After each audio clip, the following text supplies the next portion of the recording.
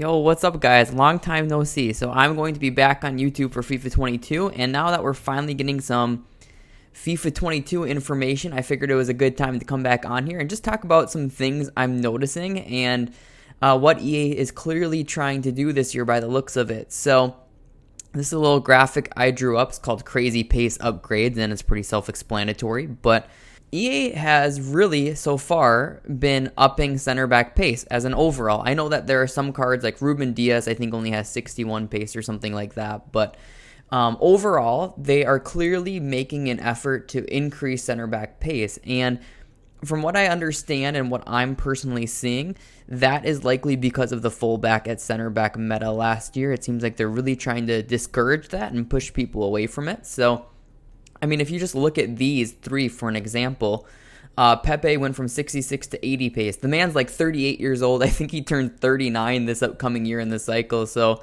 it's kind of nutty that he'd get a plus 14 pace increase. I do think Pepe is an amazing player still.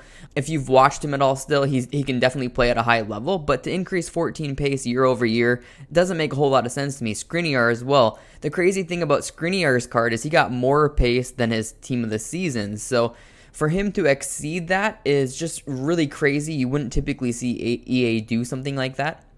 And then lastly, you see for Vertonghen, he went up 17 pace from 59 to 76, which is absolutely nutty. You wouldn't think year over year these players are getting significantly faster.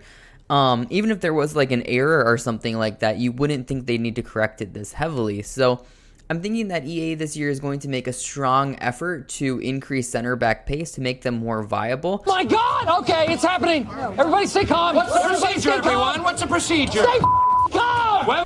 And I think they're also doing that in an effort to reduce the effectiveness of attackers. And I think that you're seeing some attackers get less pace than usual. I think Marco Reus is one that I know he's coming off some severe injuries, but I think he has 74 pace in FIFA 22, which is super duper low on a card like him.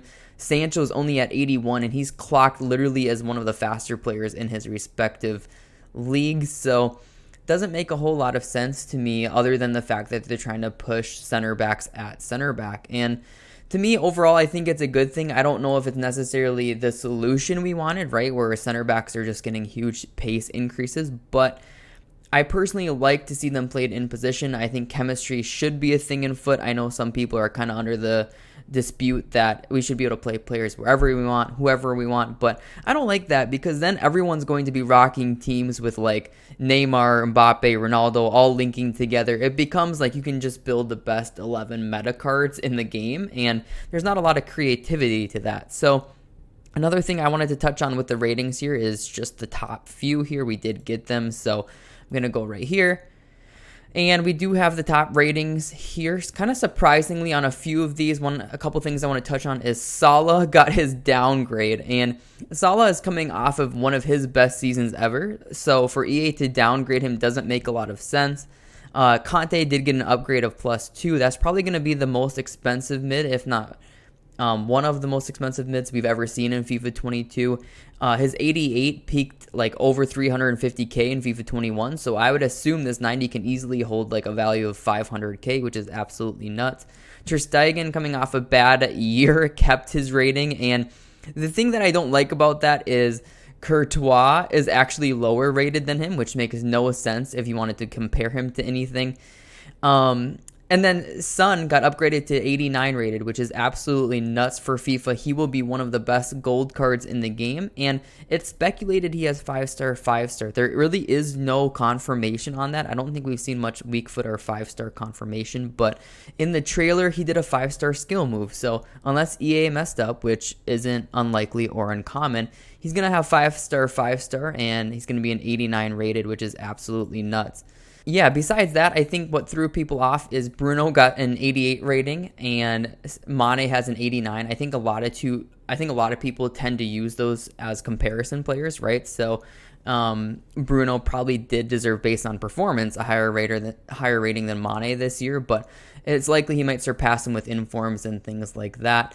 Neymar and Mbappe got the same rating, which is kind of crazy. I personally think Neymar could be a 90 based off injuries and how he's kind of performed, I think Mbappe being a little higher than him might make sense overall.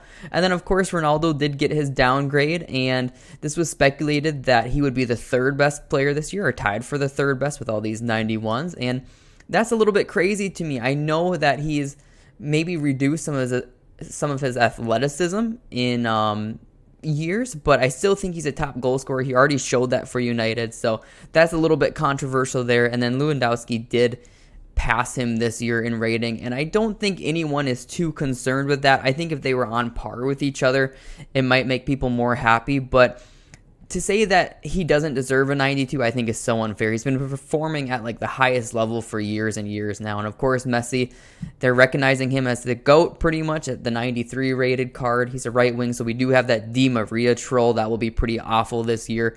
But he is the best player in the game this year, and I think it's fully deserved. So that's just one thing I wanted to touch on in this little video here. Hope you guys enjoyed it, and enjoy your faster center backs this year. I really appreciate you guys tuning into the first video of FIFA 22. I have a lot planned for this year. I want to go over a lot of different trades I make and my coin total and follow along really well there. Also try a lot of the new cards pretty darn early, because hopefully we can build up our coin total fast. So although you might not get specific tips live from a YouTube video, I'll tell you guys what I did to get those coins.